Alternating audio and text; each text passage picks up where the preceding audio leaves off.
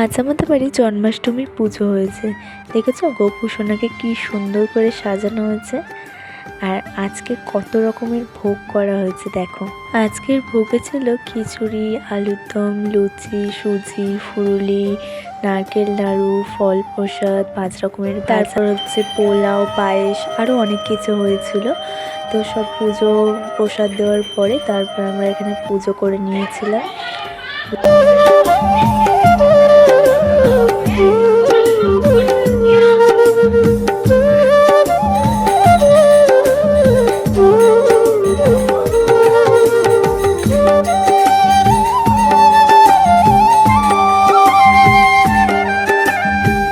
পুজো করা হয়ে গেছে, এবার একে একে সবাইকে প্রসাদ বিতরণ করা। তারপর এইখানে আমরা সবাই প্রসাদ দেওয়ার পরে তারপর একটু ভাই বোনদের সাথে মজা খেলা করছিলাম।